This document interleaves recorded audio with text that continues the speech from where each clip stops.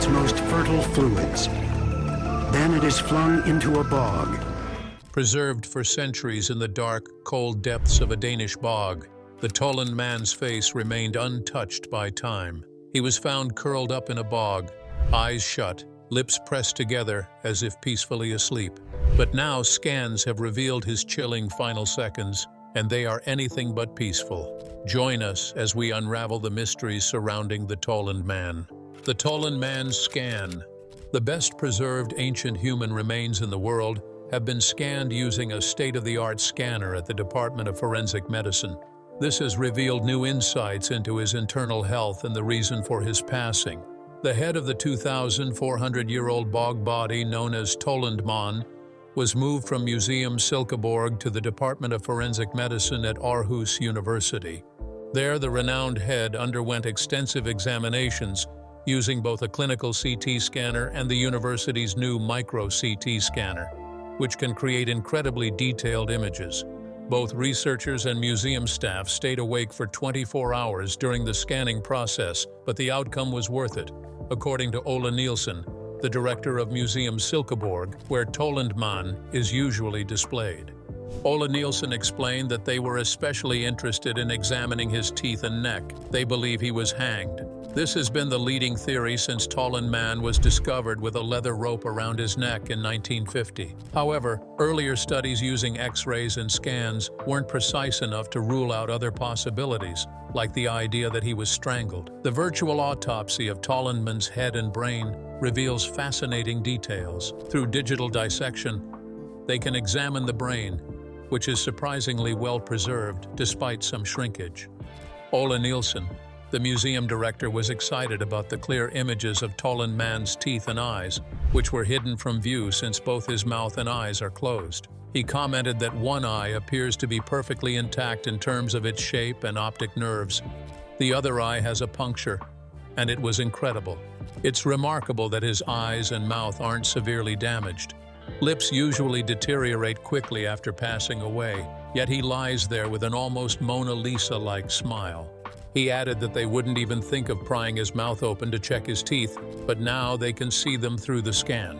Images of Tollund Man's teeth can reveal if he suffered from any dental issues, and they can also provide insights into his brief life. The museum director elaborates that if children go through long-term sickness or hunger during their formative years, it can leave horizontal lines on their teeth. This can indicate whether he had access to resources or faced crises. The head was scanned previously back in 2002. In those earlier scans, the teeth looked like vague stumps. According to Ole Nielsen, comparing the new scans to the old ones is like putting on a fresh pair of glasses. The new images have a resolution that is 422 times greater than the previous ones, which really makes a difference. When the head was last scanned, a police escort was used to transport it from the glass display case in the museum's main building, where Tollund Man is showcased for visitors from around the globe. This time, the head was moved in a padded metal box inside museum director Ole Nielsen's car. Conservator Lars Vig Jensen accompanied him, while the museum's head of research, Nina Helt Nielsen, followed closely behind, prepared to take over the transport if anything went wrong with the lead vehicle. The scanning process was kept under wraps. The museum director explained that if there's too much commotion, it can disrupt their focus, making it harder to handle him properly. If they were to drop him, it would be a loss they couldn't recover from. It was crucial for them to have a calm environment to work with the head safely and correctly. The researchers were eager to examine the ultra-detailed images produced by the micro-CT scanner, particularly those of Tollund Man's teeth and neck, as they are vital for uncovering more about the circumstances surrounding his passing. Aarhus University had recently acquired a new micro-CT scanner through a collaborative effort involving the Department of Forensic Medicine, the Department of Agroecology, and the Department of Clinical Medicine. The funding for the scanner mainly came from the Carlsberg Foundation and the Department of Agroecology.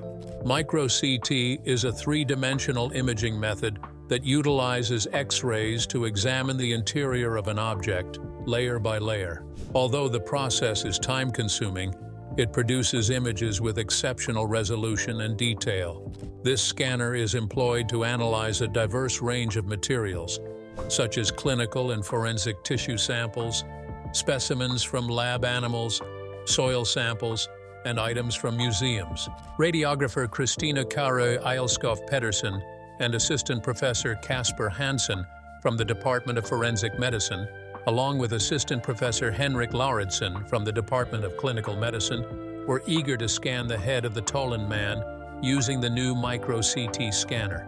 Kasper Hansen stated that the new scans were remarkable due to the excellent contrast, which allows them to easily distinguish between different types of tissues. He further explained that since the Tollund Man has been resting in an acidic bog for over 2,000 years, most of his bone minerals have been eroded. As a result, the contrast between the bones and soft tissues is not as clear as it typically would be. However, with the micro-CT scanner, we can achieve improved contrast among the various tissues and observe many more details. The difference between a regular CT scanner and a micro-CT scanner is similar to upgrading from an old digital camera to a new one.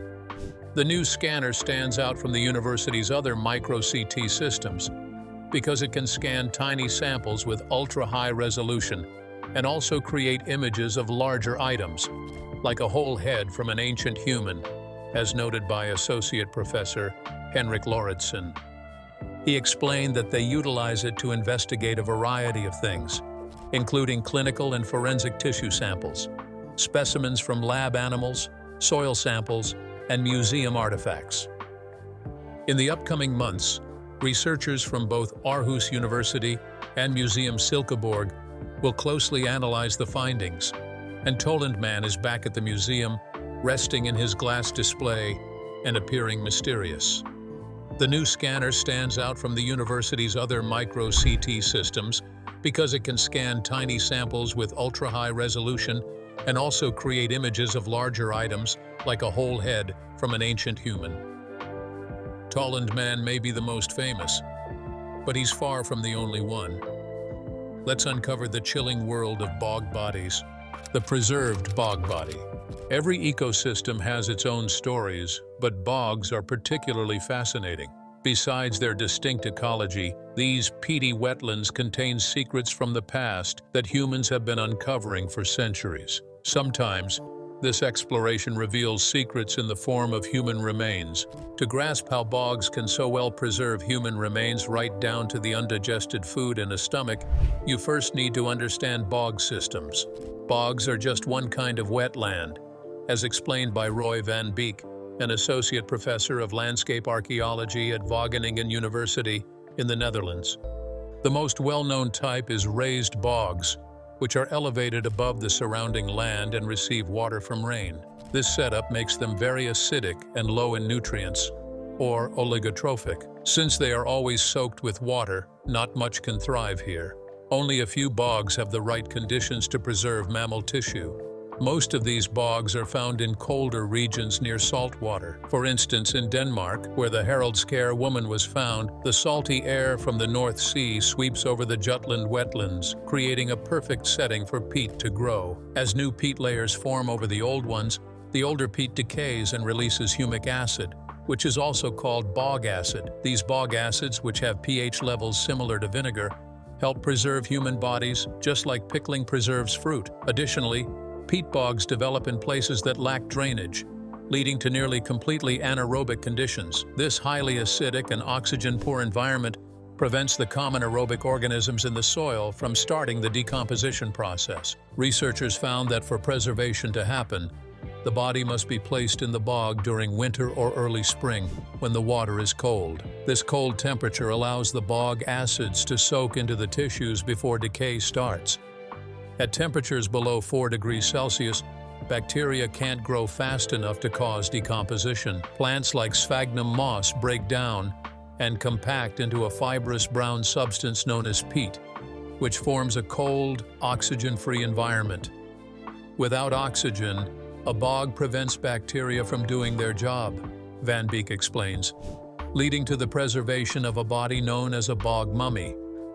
Melanie Giles, a professor of European prehistory at the University of Manchester and author of Bog Bodies, said that raised bogs are places where we find materials that usually don't survive in dry land, face to face with the past.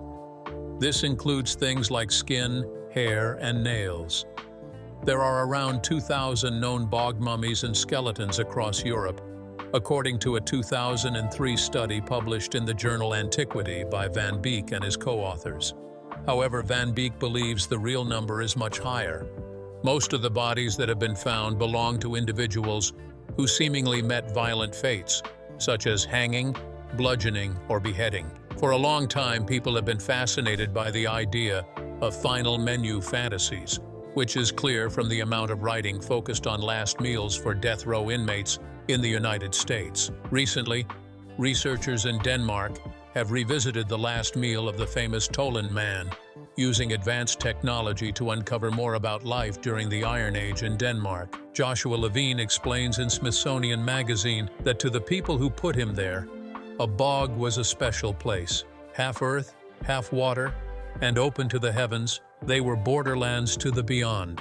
The mix of ritual sacrifice and a bog setting is a dream for archaeologists because bogs have a unique ability to preserve organic materials, including human remains. The cold, acidic, and oxygen-free conditions of these wetlands can reveal information that is hard to find elsewhere, like details about appearance, daily life, or clothing. Like other bog bodies found in northern Europe, archaeologists have been using more and more advanced technology to learn about the Tollund Man. According to British YouTube star Simon Whistler, he is known as the world's most famous bog body, and he has certainly attracted a lot of interest over the last few decades. During a trip to the Paris Natural History Museum, researchers used a micro-CT scanner to check if he had warts and to evaluate his arteries. They also conducted a detailed analysis of strontium isotopes in his hair to trace the places he visited throughout his life. Additionally, he has been featured in intricate photo shoots. Strangely, his toe was stolen and kept for many years by a well-known conservator named Børge Brorsen Christensen, only to be returned after his death. This is the tale shared by the Silkeborg Museum, where the Tollund Man is currently displayed in central Denmark. Understanding the Tollund Man's final meal in a time that left no written history, Bog Bodies offer a captivating glimpse into the past. With the Tollund Man, it's not just his face, skin, and hair that were preserved. His intestines were too. Studying his last meal isn't merely a grim curiosity. While last meals can reveal insights into sacrificial practices, examining gut contents can also shed light on everyday life in Iron Age Denmark, including aspects like diet, health, and hygiene. In 1950, archaeologists did a forensic analysis of the stomach and intestines of the Tollund Man, revealing what he ate about 12 to 24 hours before he died. They found cereal grains and seeds, leading them to believe he had porridge made from barley, flax, and wild plant seeds. However, the technology at that time didn't let them examine any less obvious ingredients or measure the meal accurately. Now, a new study has revisited the gut contents to identify any unusual ingredients that might indicate ritual practices or provide more insight into food preparation from 2,400 years ago. This was a complicated task that utilized cutting-edge modern technology, including pollen, NPP, macrofossil, steroid, and protein analysis. With these methods, they uncovered some new findings. While the 1950s study concluded that meat wasn't part of the Tollund Man's diet, the new analysis revealed that fish, possibly eel, was included in his last meal. The fragmentation of the cereals and other seeds suggested that these were ground before cooking, and charred food crust remnants found in the gut indicated that the porridge was prepared in a clay pot. The analysis of the ingredients found in the last meal of the Tollund Man is presented in relation to the intestinal contents being examined. The meal consisted of barley, pale persicaria, segments of barley rachis, flax, black bindweed, fat hen, sand, hemp nettles, gold of pleasure, corn spurry, and field pansy. Henriksen Danish National Museum and Antiquity Publications Limited. Additionally, the researchers discovered traces of algal and wetland plant seeds, suggesting that the porridge might have been prepared with water sourced from a lake, pond, or bog. Although no magic or hallucinogenic substances were found, there were similarities with the last meal of another bog body, the Tollund Man, where weed seeds were a major component. Future research on other bog bodies could clarify whether these wild seeds were often included in special rituals, like human sacrifices. However, it's also possible they were just used for extra flavor. The research also examined intestinal parasite eggs to gain insights into health and hygiene during that time. The Tollund Man's intestines showed signs of 3 different types of parasites. The presence of whipworm and mawworm indicated poor hygiene, as these parasites are typically spread through contaminated food and water. The tapeworm might suggest that he ate raw or undercooked meat. Interestingly, the meal likely had little variation from today's recommended intake of 10 to 20% protein, 55 to 60% carbohydrates, and 25 to 30% lipids. This indicates that there wasn't a significant food shortage during that time. Danish scientists have shared their findings in a new article set to be published in Antiquity. They state that the results emphasize how new techniques can shed light on old questions and help us understand life and passing away in the Danish early Iron Age. The new evidence, obtained from the gut contents of the Tollund Man, makes a strong case for why archaeologists should revisit bog body remains that have been stored or displayed in museums worldwide for decades. Using new and more accurate techniques can yield essential information about the past.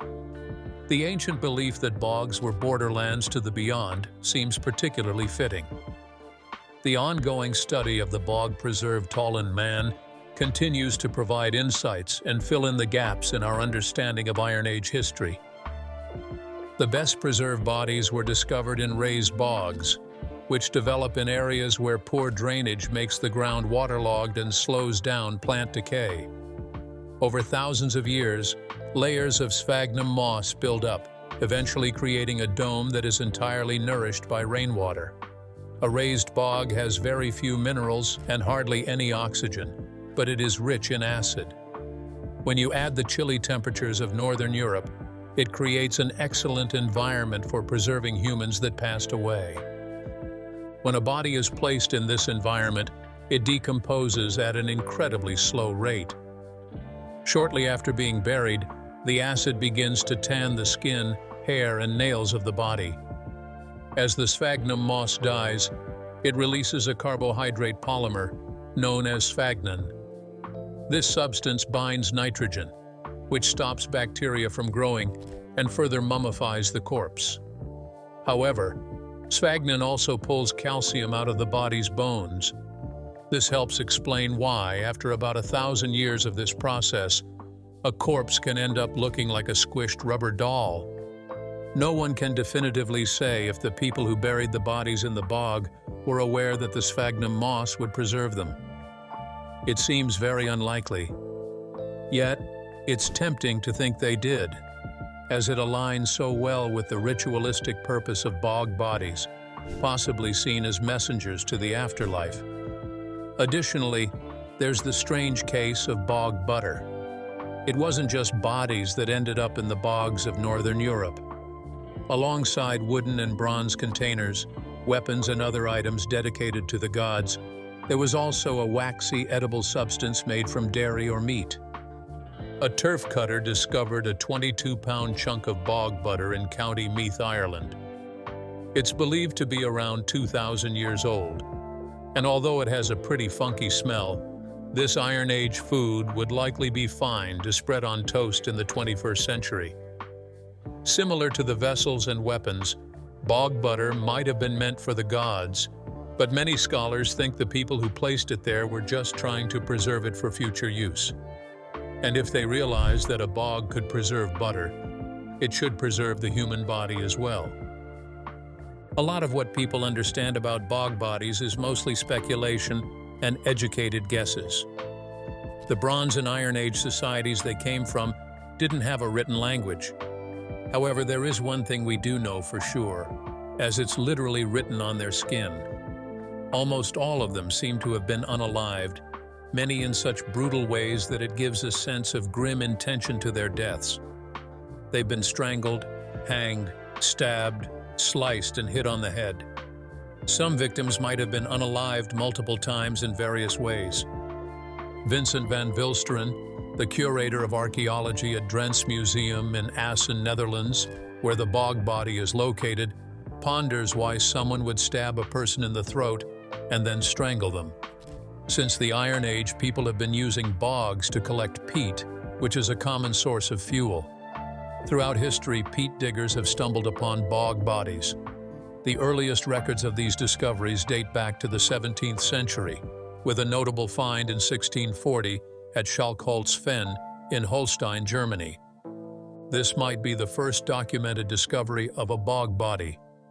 The first well-documented account of a bog body was in 1780 at a peat bog on Drumkeira Mountain in County Down, Ireland. It was reported by Elizabeth Rawdon, Countess of Moira, who was the wife of the local landowner. Reports of such finds continued into the 18th century. For example, a body was said to have been found on the Danish island of Fyn in 1773, and the Kibbelgarn body was uncovered in the Netherlands in 1791. During the 18th and 19th centuries, when these bodies were found, they were typically taken from the bogs and given a Christian burial in consecrated church grounds, following the religious customs of the local community, who often believed that these bodies were relatively recent. But among all the bog bodies ever discovered, one stands out above the rest: Tollund Man. His story is the most complete and the most chilling. Let's find out more about Tollund Man. The Tollund Man. The Tollund Man, who lived from 405 to 384 BC, is a naturally mummified body of a man from the 5th century BC, a time known in Scandinavia as the pre-Roman Iron Age. He was discovered in 1950, preserved as a bog body near Silkeborg on the Jutland Peninsula in Denmark. His physical features were so well maintained that people initially thought he was a recent murder victim. 12 years prior to his discovery, another bog body known as Elling Woman was found in the same bog. It has been determined that he passed away by hanging, but there isn't enough evidence to say whether it was a ritual sacrifice or a punishment for a crime. On May 8, 1950, peat cutters named Viggo and Emil Hojgaard found a body in the peat layer of the Bjelskovdal peat bog, which is located 12 kilometers, 7.5 miles west of Silkeborg, Denmark. The body was so well preserved that they initially thought they had stumbled upon a recent murder victim. The Tollund Man was located 60 meters, 200 feet, from solid ground, buried under 2.3 meters, 7 in of peat, and his body was positioned in a fetal pose. He wore a pointed cap made of sheepskin and wool, secured under his chin with a hide thong, and had a smooth hide belt around his waist. A noose made of braided animal hide was tightly wrapped around his neck and hung down his back. Aside from these items, he was completely naked. His hair was cut so short that it was almost entirely covered by his cap. He had short stubble on his chin and upper lip, indicating that he typically shaved, but had not done so on the day he died. The Tollund Man was around 40 years old. His last meal included porridge made with barley, flax, wild weed seeds, and some fish. Radiocarbon dating shows that he died around 405 to 380 BC. The soft tissues of his body were well preserved due to the acidic conditions of the peat, the lack of oxygen below the surface, and the cold climate in the Nordic regions. The acid in the peat, which helps preserve human remains, comes from a type of moss called sphagnum. This moss has special compounds in its cell walls that help prevent decay. Because of the peat's acidity, bones usually dissolve instead of being preserved. Scientists performed an isotope analysis on strontium to find out where he might have traveled before he died. They collected samples from his femur and hair for comparison. However, they could only analyze up to a year because his hair was short. The findings showed only slight variations in strontium isotope levels, indicating that he likely spent his last year in Denmark and may have traveled at least 30 kilometers, 20 miles, in 6 months. Examinations and X-rays revealed that the man's head was unharmed, and his heart, lungs, and liver were in good condition. The Silkeborg Museum estimated he was around 40 years old and stood at 1.61 meters, 5 feet 3 in, which was considered short even for that era. It's possible that the body shrank while in the bog. In the first autopsy report from 1950, doctors determined that Tollund Man passed from hanging instead of strangulation. The rope left noticeable marks on the skin under his chin and on the sides of his neck. However, there was no mark on the back of the neck where the noose knot would have been. After a re-examination in 2002, forensic scientists found more evidence that supported these original conclusions. Even though the cervical vertebrae were intact, these bones often get damaged during hanging. Radiography indicated that the tongue was swollen, suggesting death by hanging. The stomach and intestines were analyzed, and tests were conducted on their contents. Scientists discovered that the man's final meal consisted of porridge or gruel made from both cultivated and wild grains and seeds. About 40 different types of seeds were found, but the porridge mainly included 4 types: barley, flax, false flax, camelina sativa, and knotgrass. Based on the digestion stage, it was determined that he had eaten 12 to 24 hours before his death. Porridges were a common food for people during that time. Since no meat or fresh fruit was found in the last meal, it is believed that the meal was consumed in winter or early spring, when these foods were not available. Both feet and the right thumb, which were well preserved by the peat, were also kept in formalin for future study. In 1976, the Danish police conducted a fingerprint analysis, making Tollund Man's thumbprint one of the oldest known prints. The exact cause of Tollund Man's death is still not clearly known. Some researchers think he might have been a ritual sacrifice due to the careful way his body was treated, the way it was positioned with his eyes and mouth closed, and the special meal he had eaten. On the other hand, some researchers suggest that he could have been executed, partly because Germanic tribes used to bury traitors under piles of sticks. The body is currently on display at the Silkeborg Museum in Denmark, but only the head is original. Back in the early 1950s, the methods for preserving organic materials weren't good enough to keep the whole body intact, so forensic experts recommended that the head be cut off and the rest of the body left unpreserved. As a result, the body dried out and the tissue vanished. In 1987, the Silkeborg Museum reconstructed the body, using the skeletal remains as a foundation. Now, the original head is connected to a replica of the body. In Denmark, over 500 bog bodies and skeletal remains from the Iron Age have been found. Among the specimens from Jutland are the fairly well-preserved Boramos bodies, Huldremos woman, and Tollund Man, which can be seen at the Mosgard Museum near Aarhus, along with the similarly well-kept Haraldskær woman. About 30 of these bog bodies are kept and/or shown in Danish museums for ongoing research.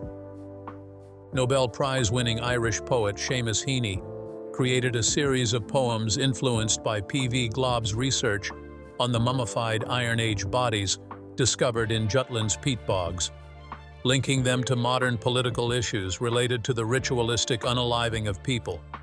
Heaney's poem, The Tollund Man, which is part of his Wintering Out collection, draws parallels between the ritual sacrifice and the victims of the sectarian violence during the Troubles. In 1973, Heaney wrote a passage from the poem in the guest book of the Tollund Man exhibit. In her 1989 book, A Natural Curiosity, British writer Margaret Drabble uses her character's fixation on the Tollund Man to offer a satirical critique of Margaret Thatcher's contemporary England.